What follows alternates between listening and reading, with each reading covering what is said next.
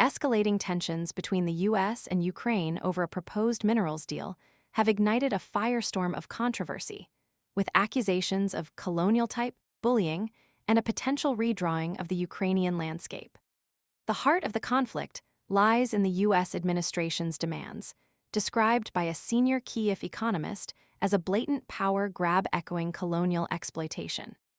At the center of this dispute is a crucial pipeline, a vital artery transporting Russian gas to Europe and control of Ukraine's vast natural resources.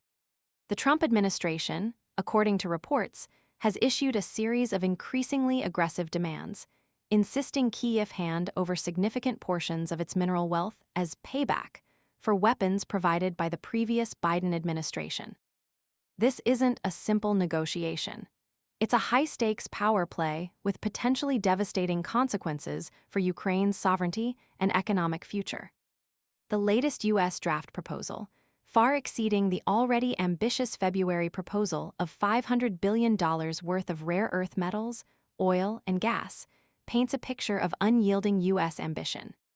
This maximalist approach, a stark contrast to the initial offer, further fuels accusations of extortion and blatant disregard for Ukraine's national interests.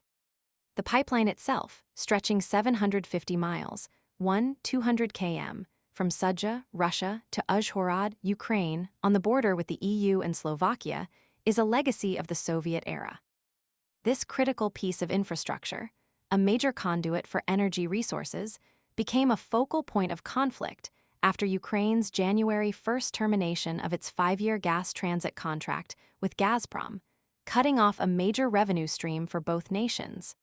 A revenue stream that continued even amidst the brutal realities of full-scale war. Volodymyr Landa, a senior economist at the Kyiv-based Center for Economic Strategy, pulls no punches in his assessment, characterizing the U.S. demands as a brazen attempt to seize everything they can.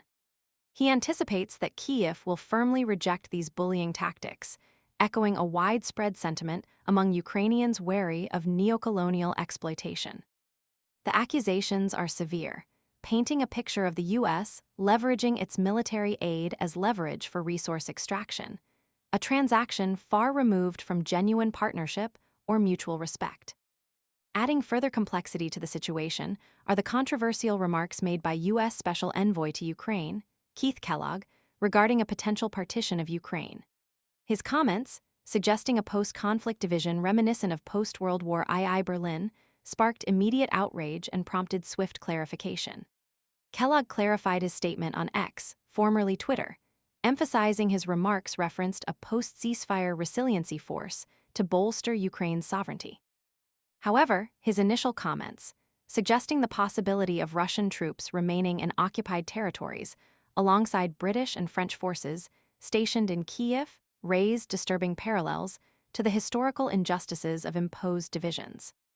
The ambiguity surrounding Kellogg's words leaves room for continued speculation and fuels anxieties about the potential for a negotiated settlement that sacrifices Ukrainian territorial integrity. Amidst these escalating diplomatic tensions, Ukraine's allies demonstrated their continued support by pledging a record €21 billion, £18.2 billion, in additional military aid at Friday's Ukraine Defense Contact Group meeting. This significant show of solidarity highlights the international community's commitment to Ukraine's defense against Russian aggression. However, the ongoing conflict and the continued Russian attacks underline the grim reality of the situation. The ongoing conflict is far from static. Russia's disregard for any ceasefire negotiations is highlighted by its relentless barrage of missile and drone attacks targeting Ukrainian civilian infrastructure.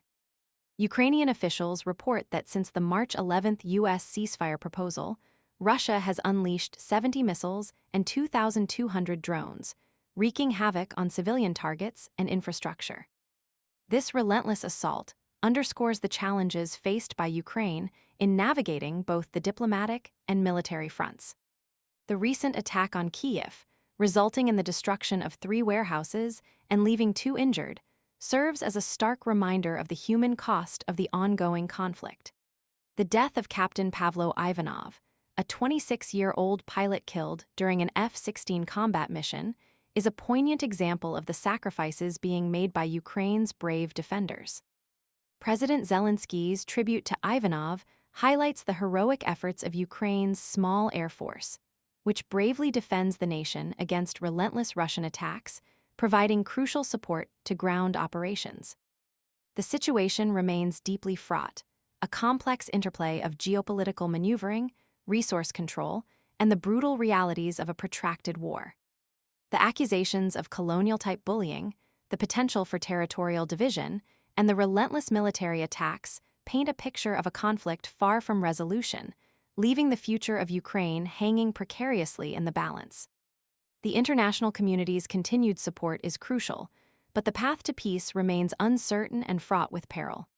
The question remains, can a path to a just and lasting peace be found amidst the escalating tensions and conflicting interests at play? The answer is far from clear, shrouded in the fog of war and the complex dynamics of great power politics.